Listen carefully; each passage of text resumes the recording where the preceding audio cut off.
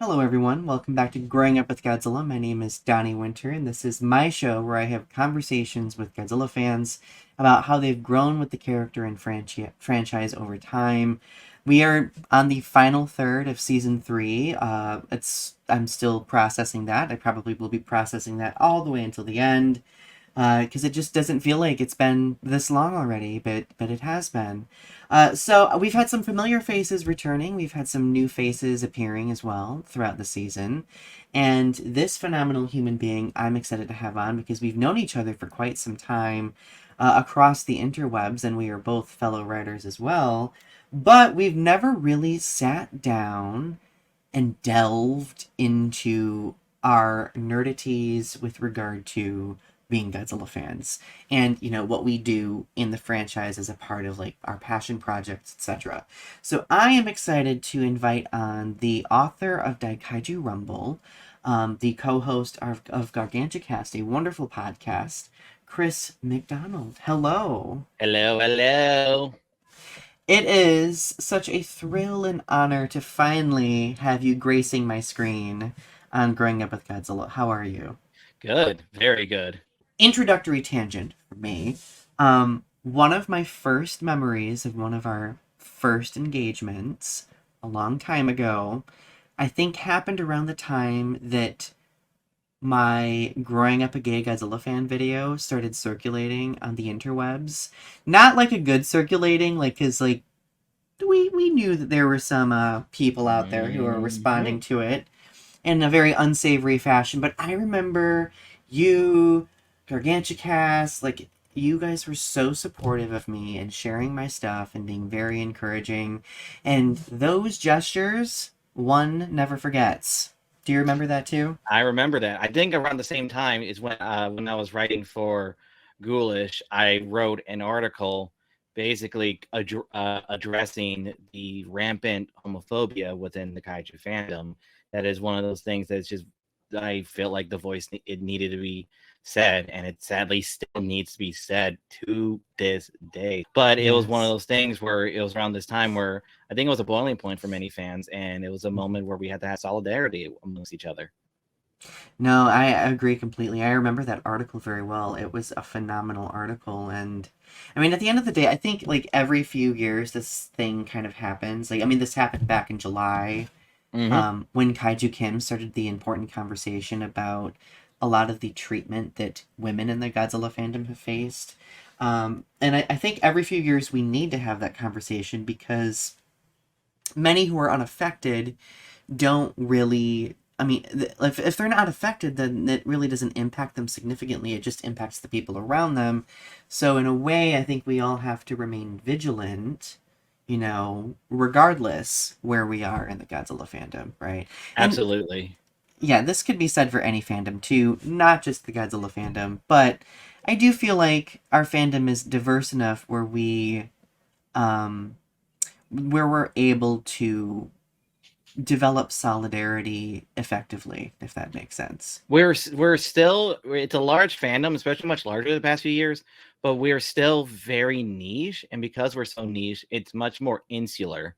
So Yeah. things feel a lot more personal, a lot more because the community is a lot smaller. It's different Hmm. between like a little small town versus a city. Like something like, Yeah.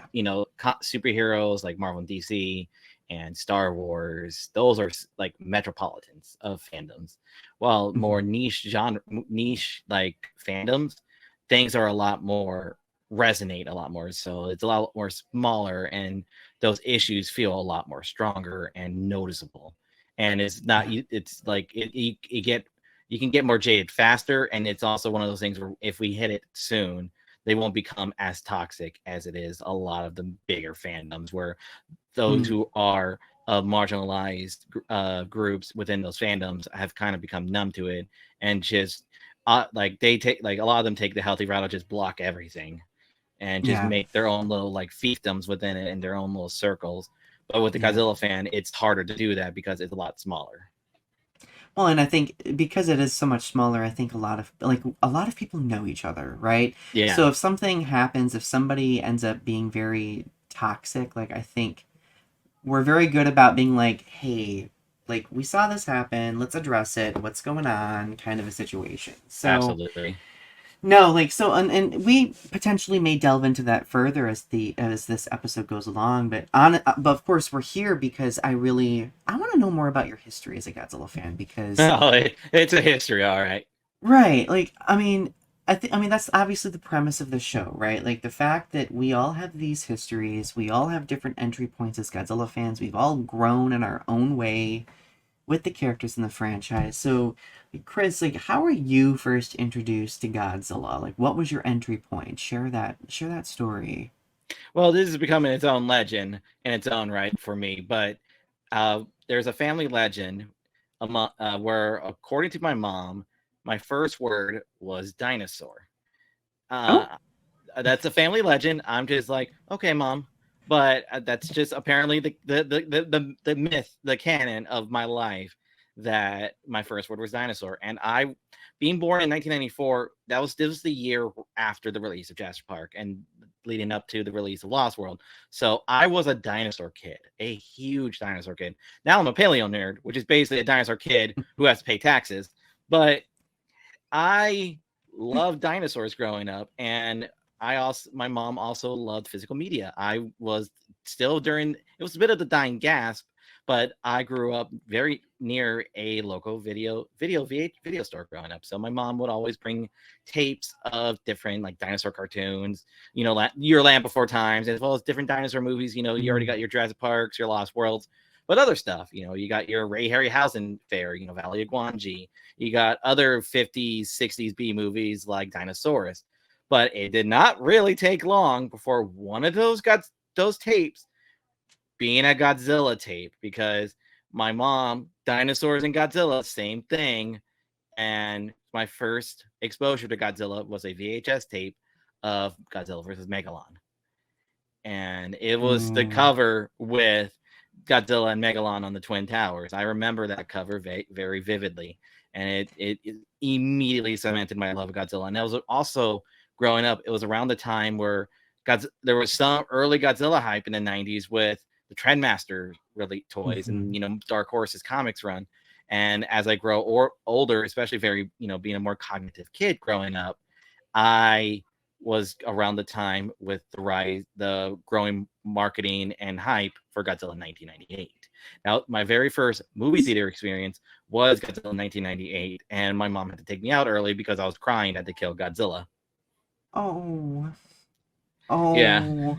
No, that's tragic because I remember being very upset over it too. I was very angry that they killed Godzilla. But now, of course, now that I'm older, I'm like, that was peak cinema. Like, that was a great story. Well, in my opinion, I'm sure someone somewhere will eviscerate me for saying that that was great. But I digress. Every Godzilla movie is someone's favorite.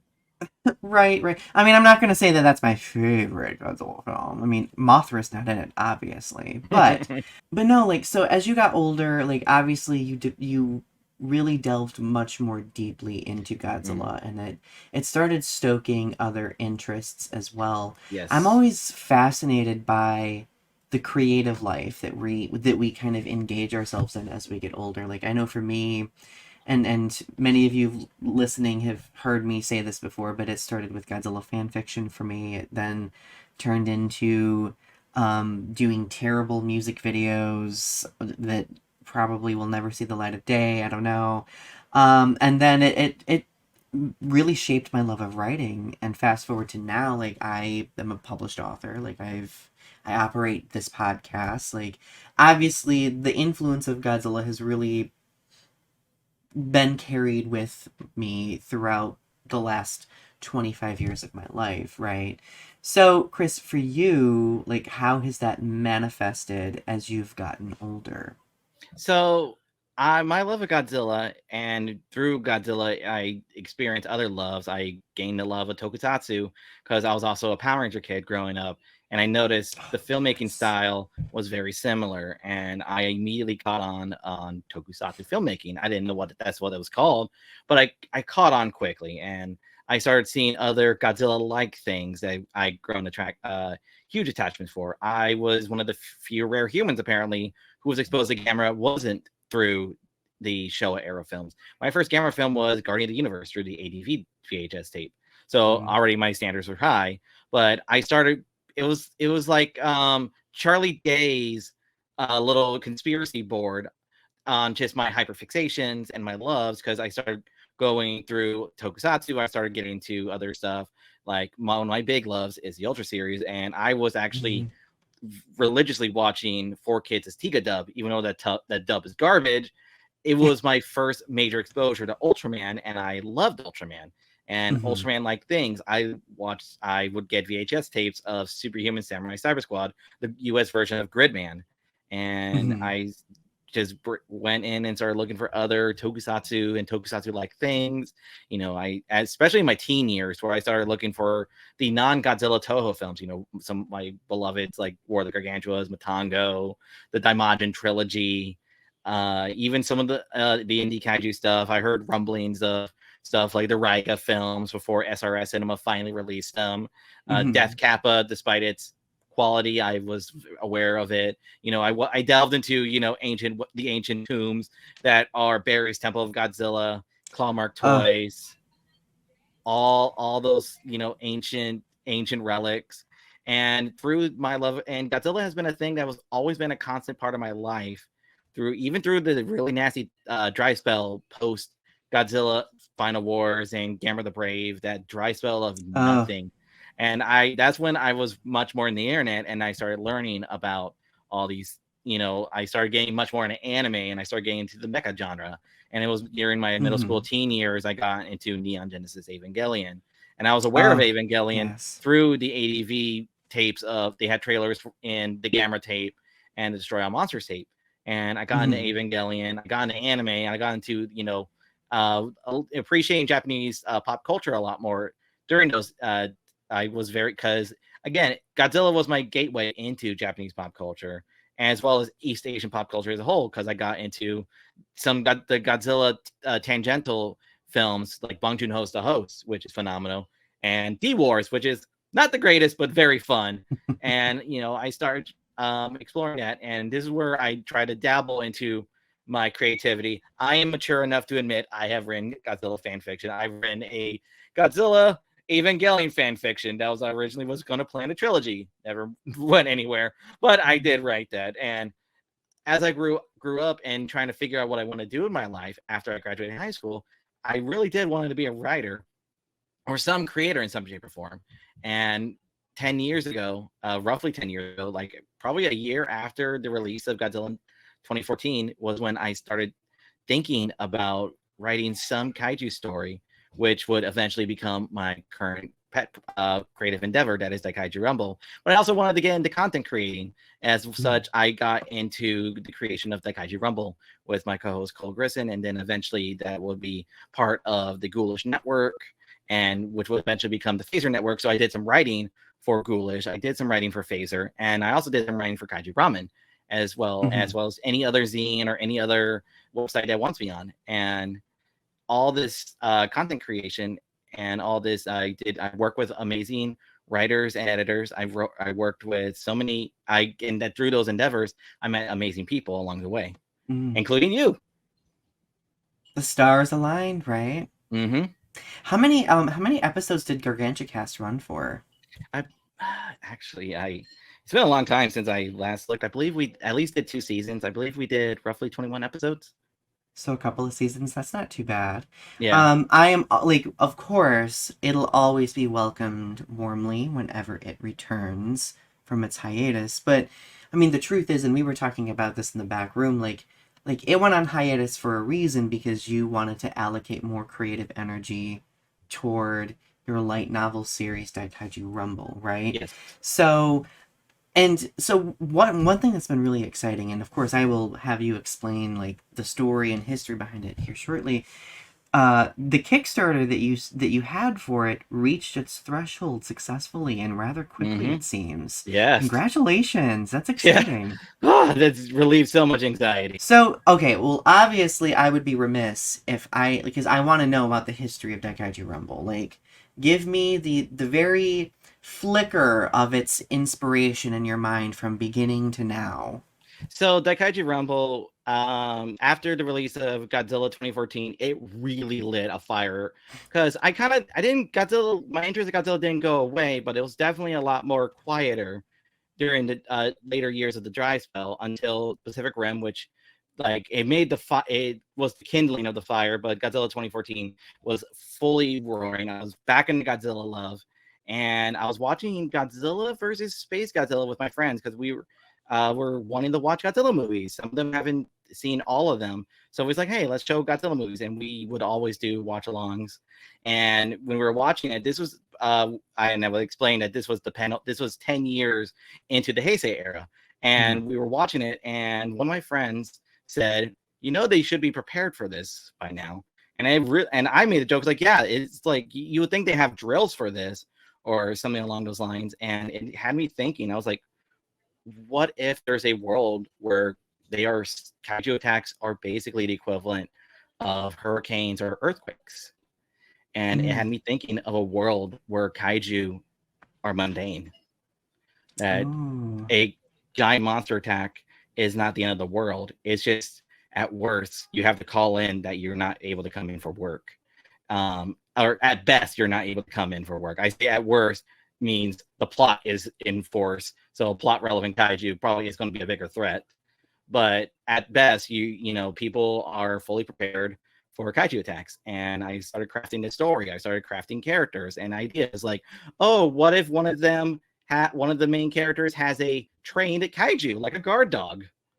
And others like, what if Power Rangers was bankrolled by a government and they are highly trained instead of just teenagers just scooped out of high school that know mild martial arts? What if a character that's similar to Ultraman isn't a human that grows big? What if they're a giant that turns small?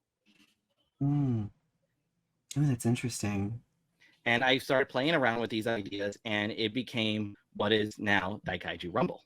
And Daikaiju Rumble is a story set in the future in the year 2104, where after humanity survived not one, but two near apocalypses, one involving an alien invasion that actually was just basically a colony ship sending their SWAT team to evict humanity. By evicting, I mean kill everything on there and just take the planet.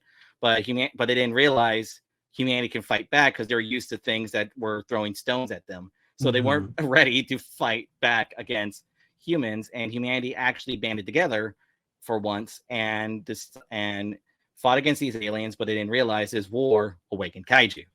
And they had to deal with the kaiju, and they realized we actually have to stick together. So 50 years later, we are now in a society that is unified for the betterment of themselves. But it's a kind of the sad thing is it took an alien invasion and kaiju for humanity to band together, but they are now so stronger that kaiju attacks are inconvenient for the most part.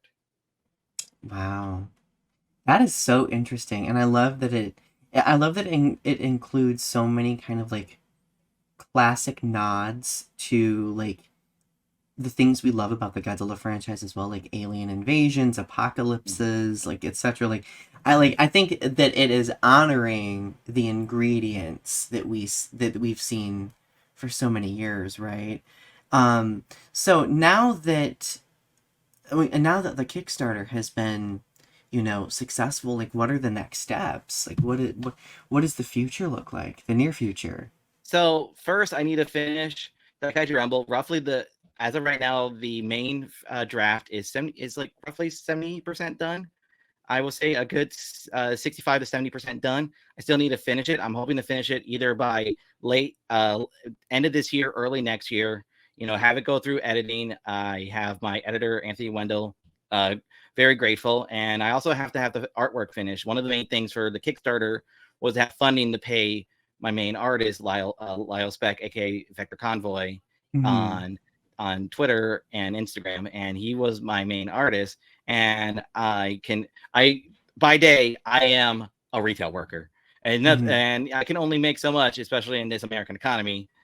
where you have to Yeah. also pay bills and stuff. So I opted, I felt that I've already worked with Lyle to at least make enough work and enough, as well as other artists. Kaijuzilla designed all the kaiju. I already had one of the main artists, Marcel Rocha, create Ultraman silhouette style title cards for all the stories, because the first volume of the Daikaiju Rumble is going to have 4 short stories, basically 3 mini pilots, and the 4th story is where the actual plot goes. And I already had artists, Jada Santiago Blue designed the suits for the Omega Squadron, and basically have enough creative assets to basically create a sale pitch for the Kickstarter to basically make sure the book has enough funding to actually go through completion. So Lyle can make sure I can pay him pretty well for as the amount of work he has to do. And I am very grateful for his for what he has already done. And I am very we're both very eager to create more and finish the actual content of the novel itself. Once that's done, go through self-publishing means. I already have self-publishing plans, and hopefully sometime in summer 2025 is my aim. Life could happen, so I always will keep people updated in case something happens, but I am aiming for summer 2025 to release the first volume. And then I got to start working on volume 2, because this is going to be an ongoing series I have planned. I don't have a set number of volumes. I have a beginning, I have several arcs planned, and I have an ending. How that translate to novel length of the actual series, we'll see. That makes me so happy. I really appreciated you talking about like the collaborative nature of it, because I don't think that people often realize that, like, as writers, like we're not just locking ourselves away, in a little country cottage, just tapping away. Like We're not we're Stephen actually King. we're collaborating with artists. We are honing ourselves with regard to marketing, because depending on like what route you take, even if it's like a small publisher or even self-publishing, like usually like we have to do our own marketing unless you like really get into like a huge publisher, right? But like I think it's important to have those conversations, because when we collaborate, I think as a team we can elevate things and like just take it to the next level. So I am really excited about that, because I think that we always need more original kaiju content out in the world. So as an author, like how does it feel to be at this juncture? Like you're literally on the precipice of being able to hold this book in your hands.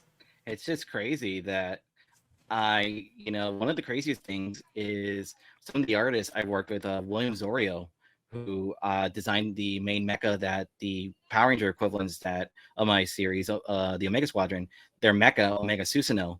He, when I unveiled, I was to hype up, I created character bios for all the main and to all the main characters, the antagonists, and the kaiju themselves. When I unveiled the character of the alien race, the sensory, the William Mesri is like, hey, can I draw these characters? I want to see references, because they were drawn by Marcel Rocha, who I always love when he draws inhuman, humanoid characters, especially his own series, Flowers of Etria. His main character Cicelo is such a great design in and of its own right. So I asked him to, and I hired him to bring on to design the sensory characters, and he really liked them. Again, William also really enjoys drawing villains, and he was really excited. And the fact that, is this my first case of fan art?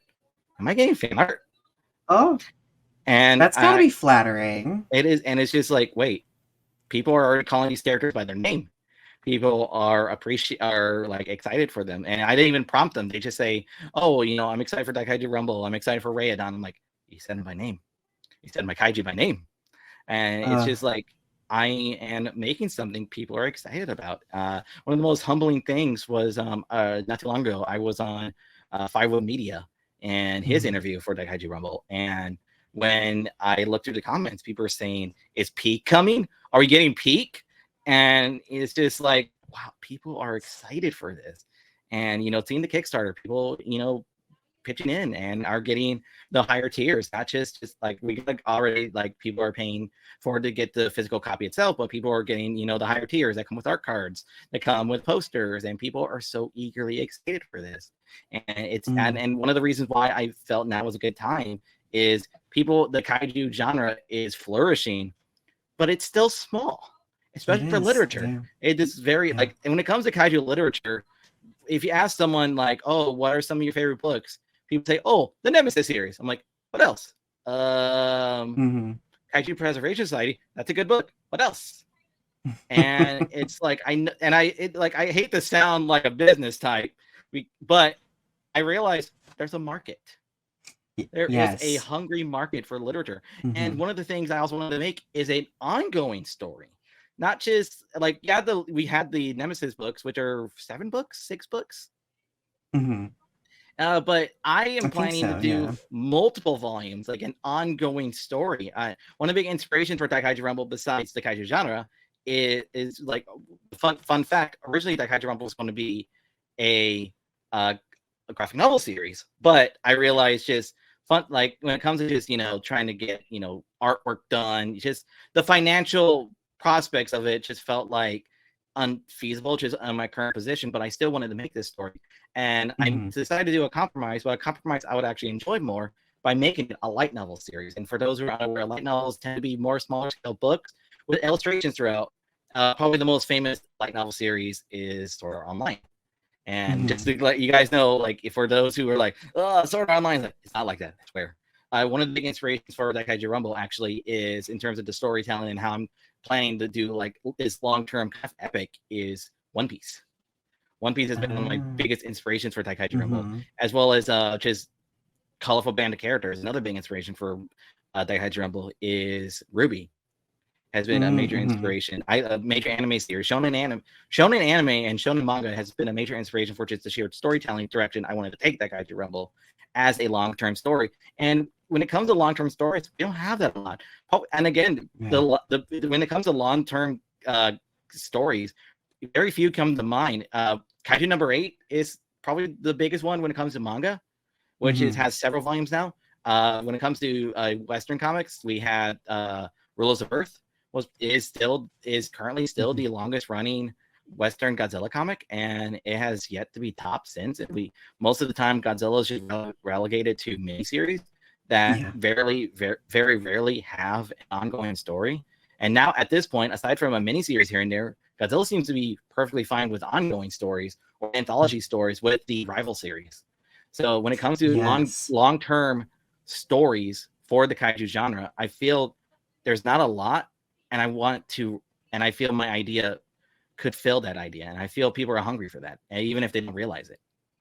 And considering the sheer success of that Kickstarter, I mean, like you were saying earlier, I think that really showcases people's enthusiasm, and that just makes me feel really happy. I'm glad that our fandom is eager to support creators because we're out here, we're willing to create, right? It's just a question Mm-hmm. of developing those followings and developing that support. So, all right, well, obviously Godzilla was the gateway, right?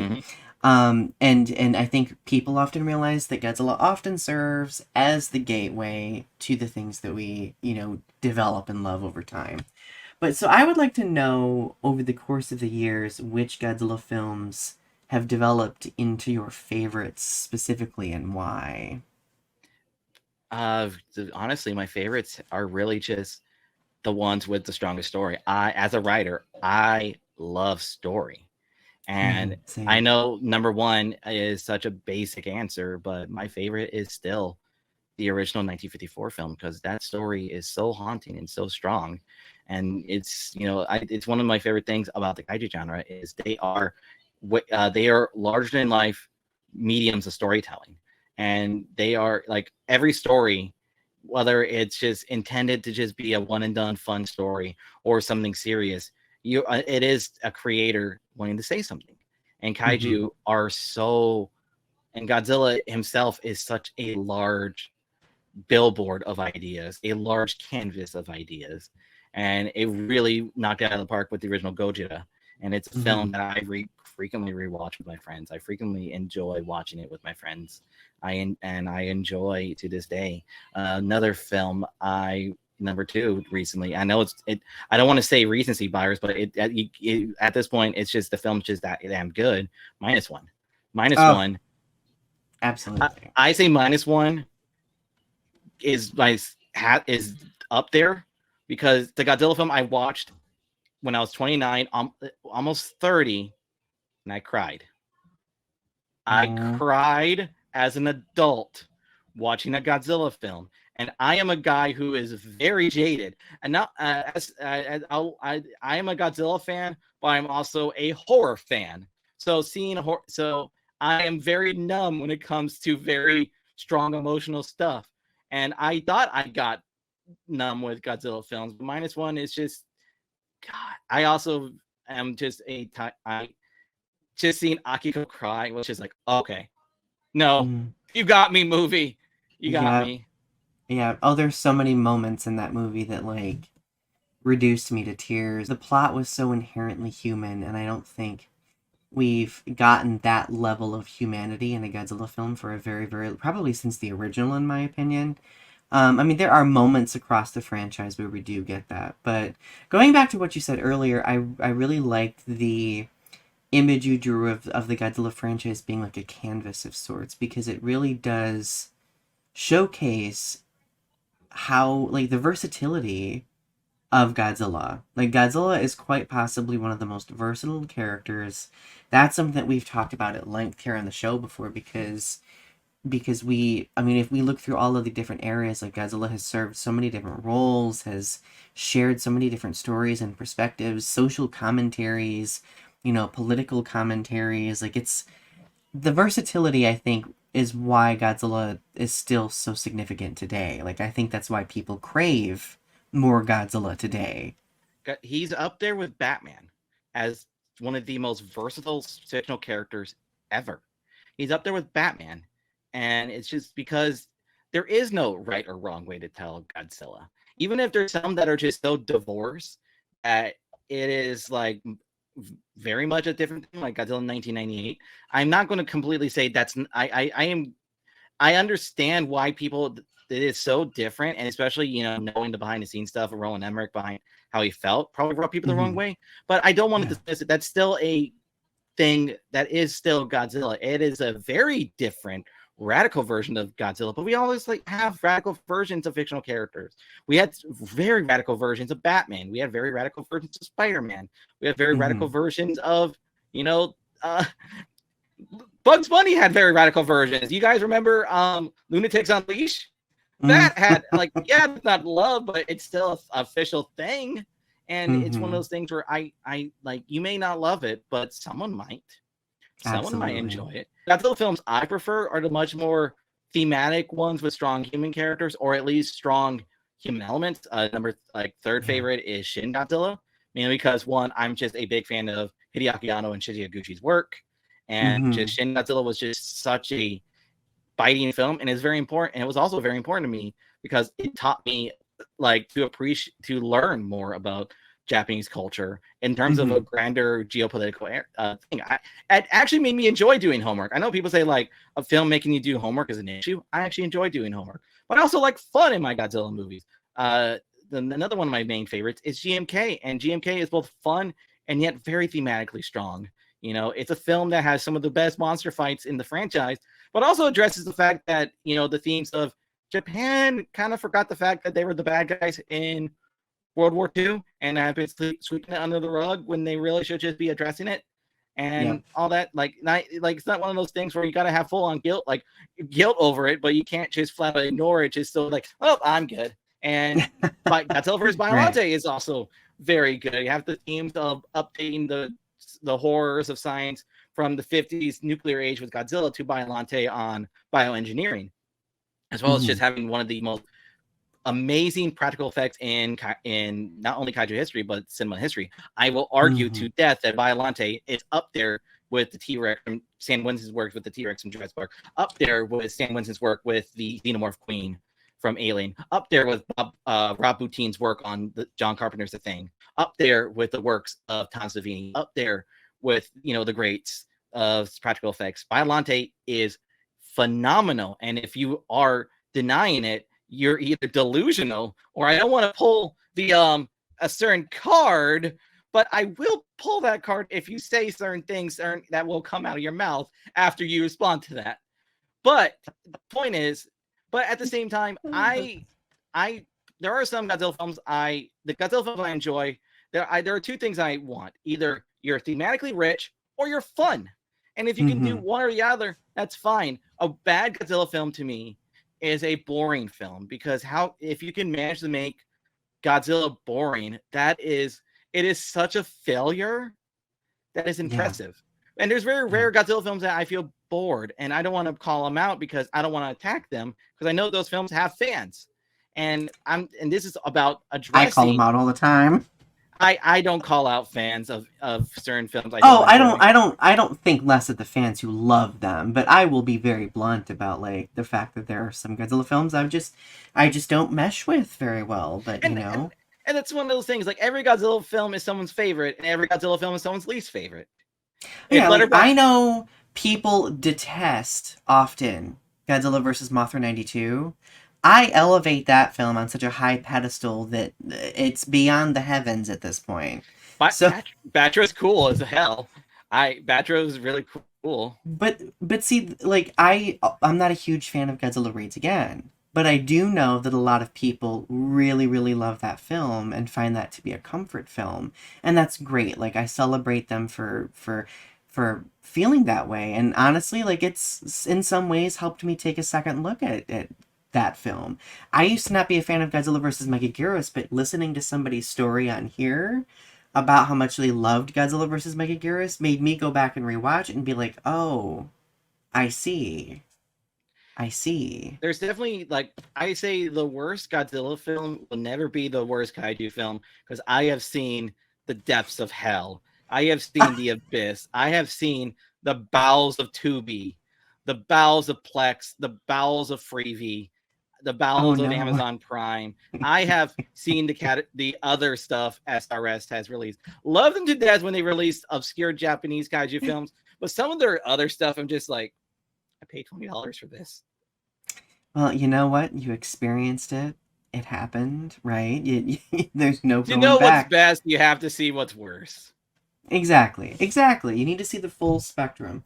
Well, okay, so with that thought in mind, like, so we talked about favorite films. Like, let's hone things a little bit more specifically and talk about which particular kaiju or human characters you've been drawn to. So let's do top humans. Number one, again, recency bias. Can I just lump the entire cast of -1? Yes, absolutely. They're all great. Koichi is such a great protagonist.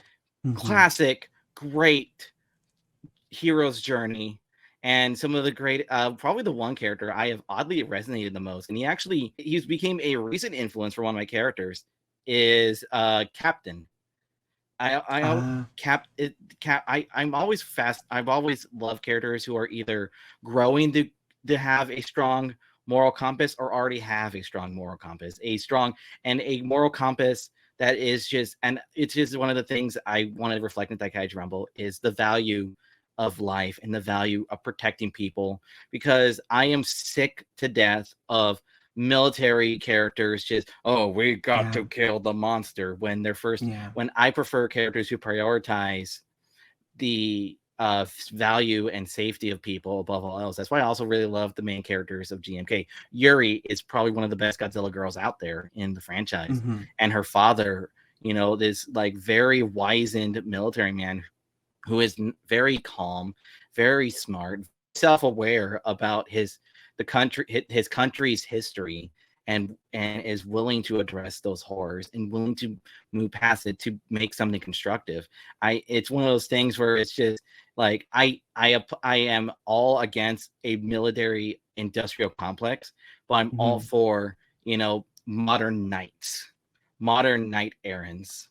The thing you mentioned about moral compass was very illuminating, because I really do think that at the heart of all Godzilla, there is always this moral compass that points in a specific direction. And I mentioned this a few episodes ago, like with, I think it was Valerie Gothic, we talked about like a lot of how Godzilla's history is very much centered in like, anti-war themes and, like environmental awareness. Shiro Honda is a humanist. Mm-hmm. He was a pacifist and a humanist, and that has been a big influence. And I love the characters. Dr. Sarazawa is one of the biggest tragedies and the most tragic Yeah. characters, and the whole analog to Oppenheimer is so brilliant. It was so ahead of its time, to be honest. Oh, absolutely. That character and several of the other characters may played by like Akira Takarada, Godzilla, Mothra versus Godzilla. We have these characters. They're reporters. They're reporters and scientists. They're trying to address societal issues. In this case, I will say Mothra vs. Godzilla is a wholehearted anti-capitalist film, especially Oh, absolutely. it's like they're seeing the fault of late-stage capitalism of valuing the dollar over life. And even though the characters are meant to be a conglomerate of Japan as a whole, I really do enjoy the characters of Shin Godzilla. I know they're not the deepest, but they're simple so they can rise each other up. And there's still Mm-hmm. all the themes of like Yaguchi, our closest to a main character, still has a Mm-hmm. very strong moral compass about protecting people above all else.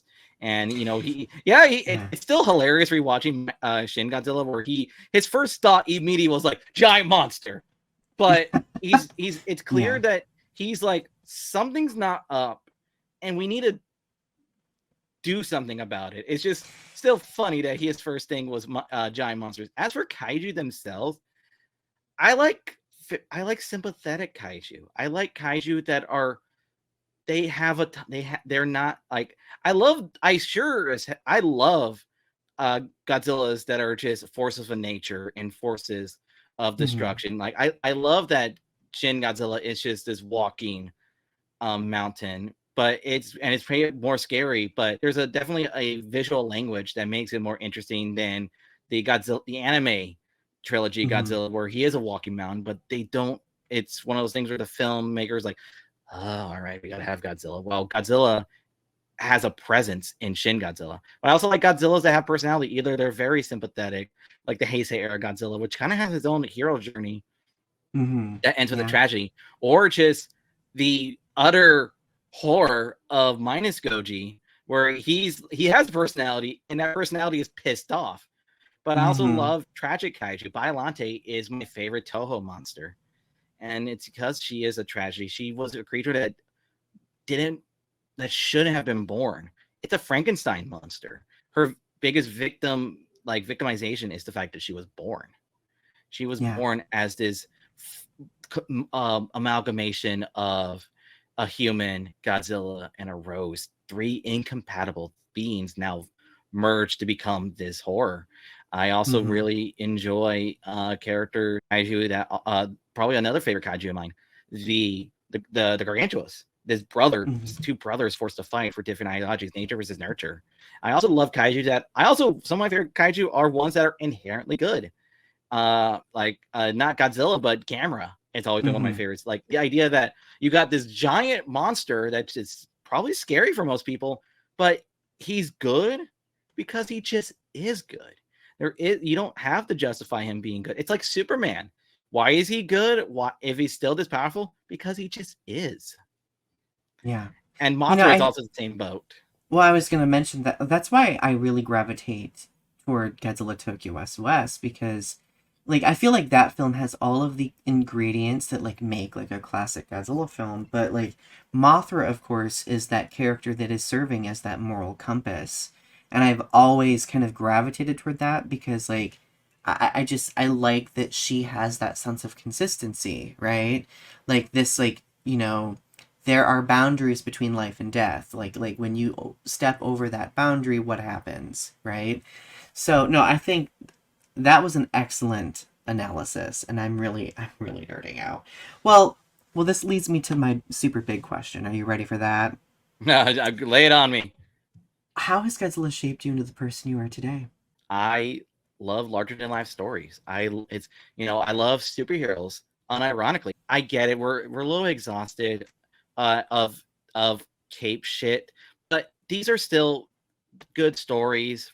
Like even if the movies or the shows right now are not the best, we can't just write the genre off. There are still great comics. There are still great shows. Some of the movies have some value.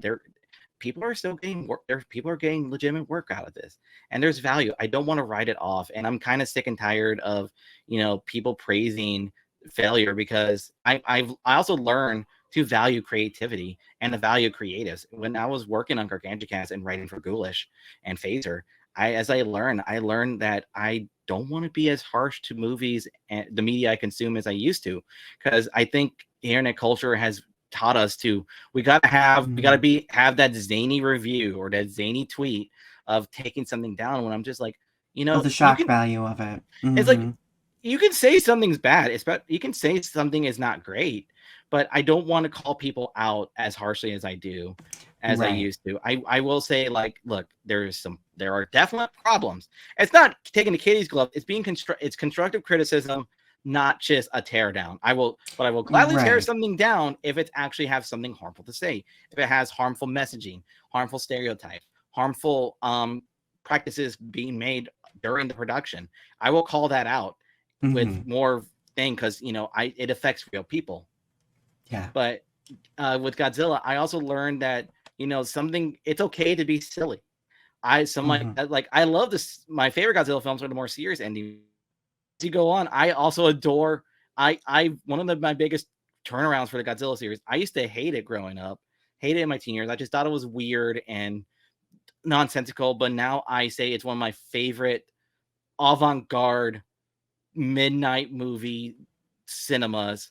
Hedorah is now one of my favorite Godzilla films, because I adore how bizarre and art it's one of those, it's like Houseu. It's like a John Waters film. They are bizarre, they are weird, but they are honest in their It's so avant-garde. good. It's I so also good. learned that it's okay to be silly. And it's also okay to be serious, and it's okay to be both at the same time, because that's just how life is. And I like when art reflects life, and life can be tragic, life can be hard, life can be anger inducing, but life can be silly. You can, have, funny jokes with your friends. You can see a funny meme on the internet. You can have, you and your family can have, weird recurring jokes or weird legends. It's one of those things where there is levity in life, and there is grandness in life, and there is darkness in life. And Godzilla, because there is dark movies, light movies, balanced movies, Godzilla has encompassed so many things that is what I value in creativity, and the media I intake. I want to make sure I have a healthy balance, and I try to branch out to other things that could either tangentially intrigue me. I try not to be as insular as possible, but I also, I have hyperfixations for a reason, and it's one, and I value, and those ideas of grand, over the top stories led to the way I wanted to write Daikaiju Rumble. It is over the top. It is great. It is kind of silly. It is tongue in cheek, but I also have heart. I also plan for some, I hope to be tearjerkers. I hope to plan some very horrific stuff as well, because I love that balance. And if you can balance that well, you have a story that could appeal to everyone, but not in that gray slop that corporates think is to appeal to everyone. I want something that I want to have something for someone for Daikaiju Rumble. I'm not trying to do the quote lowest common denominator with a lot of corporate made artwork. I am trying to just appeal to the stuff I like, because I like a variety of stuff, and I know people like a variety of stuff. And if some people like certain things over the other, I hope that you find something. As one of my things is, there's a Godzilla film for everyone. That's why I say every Godzilla movie is someone's favorite, because there's something for everyone. We're 70 years in this franchise with over 30 films. If there is a Godzilla film for someone. Yeah. And I think that is the beauty of Godzilla, is the diversity of it. Same. I agree. So, well, what about collecting? Like, do you enjoy collecting a lot? What do you collect? What do you collect? Everything. I collect figures. I have been a Godzilla collector for a long time. As I said, I grew up on the Trendmaster stuff. I had a lot of the toys growing up, and later on, Bandai started releasing some Godzilla stuff, and I had the Bandai America stuff, as well as my local comic shop would every so often get Japanese imports. I got some Japanese Bandai figures. I got some Gamera Bandai figures. I got all this stuff. Sadly, when I used to live in California, but eventually I moved to Florida due to personal reasons, and I lost a lot of my Godzilla collection. But ever since I became an adult, it's disposable income, And as long as making sure I pay my taxes and get food every day, I collect Godzilla toys and Godzilla memorabilia. And you can see behind me, I have some. That's one table. It's all my Godzilla chibi figures. I'm trying to find a good angle. Yes. There we go. Like Funko Pops. Yes, I collect Funko Pops. What of it? I do I have too. I do I too. have posters behind me, but I also collect Godzilla comics. I collect Godzilla toys. I like Godzilla stuff. I even like collecting weird things. I have recently when I visited my mom and my sister in California, I got a Godzilla Johnny Lightning of the car in that one chase scene with M11, because I just like, that's a very obscure car to put as it for a Godzilla tie-in. I'll get that.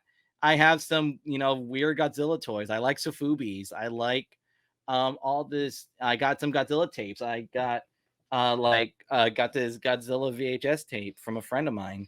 I got all these Godzilla graphic novels. I also recently I with Kaijuzilla, he likes to remain anonymous online, so I'm blocking his face for him. We met several suit actors at Spooky Empire. That's amazing. I collect, and I got signatures of Godzilla suits, of Godzilla comics with their suits. So I had Hurricane Ryu sign a variant of Godzilla Rivals with King Ghidorah.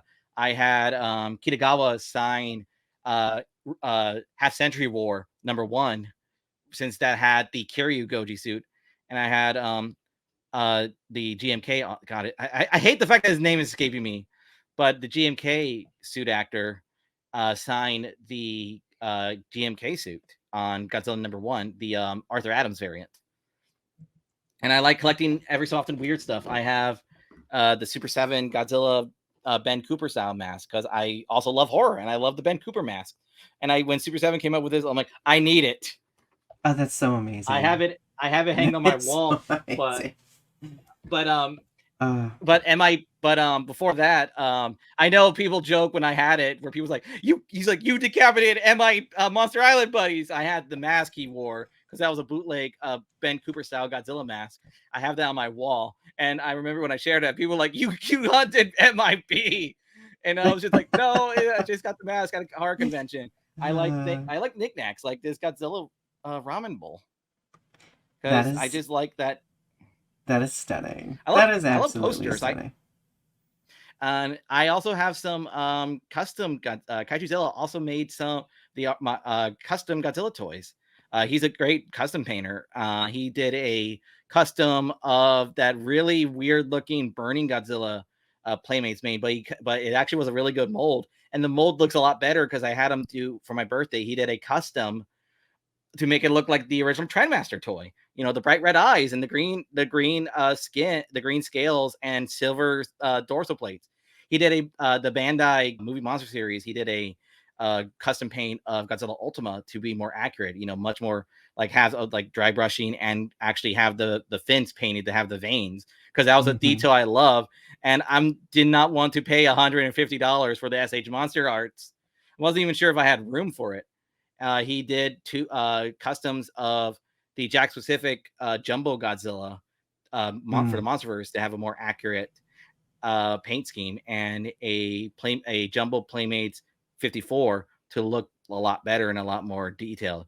And those are my most precious things in my collection, because they were made by a friend, made by someone who I work closely with for Daikaiju Rumble, as well as they're the most unique collections I have. I will admit, I am a person on the spectrum.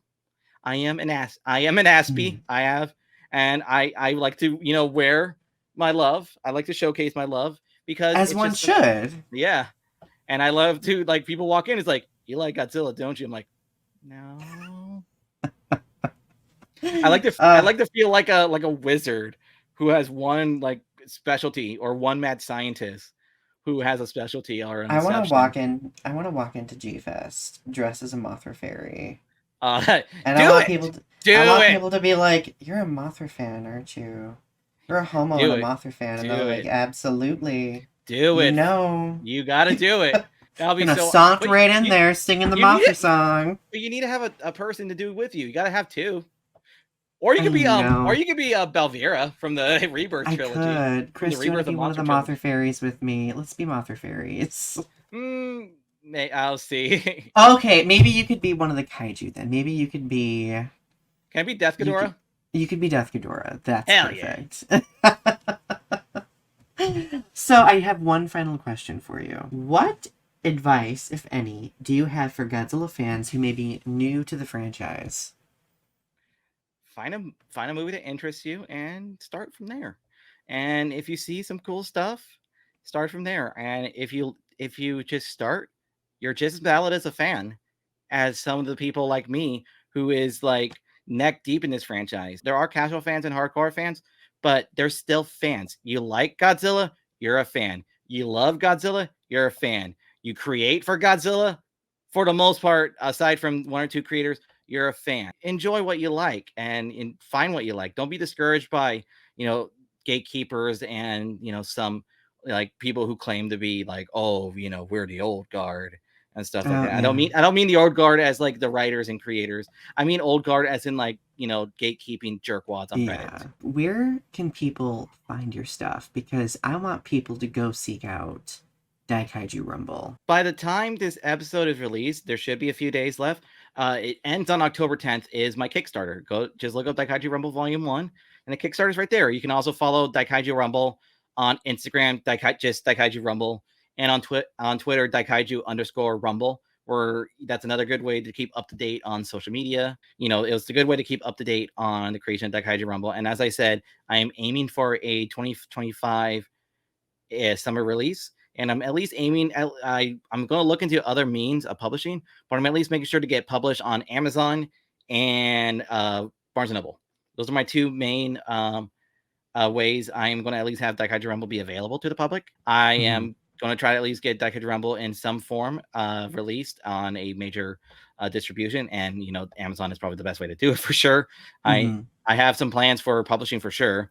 I just got to see how I got to like expand those plans as the Kickstarter becomes more and more successful, because that opens avenue for more expansion for my original plans. It's all step by step. And you can follow me. I'm sure you can see on the screen my other ventures. You can follow me on Instagram and Twitter, where you can see my own progress on the creation of Daikaiju Rumble, as well as just my insight into just the kaiju genre, as well as my insight on just day-to-day life and pop culture as a whole, and just as well as just if I'm ever do other creative ventures, like I'm on a podcast or I did an article or two for any like independent news sites or zines, I can highlight those. And that's where you can find me. Definitely check out the Kickstarter. We've reached our goal, but we can go above the goal. I have stretch goals in plan.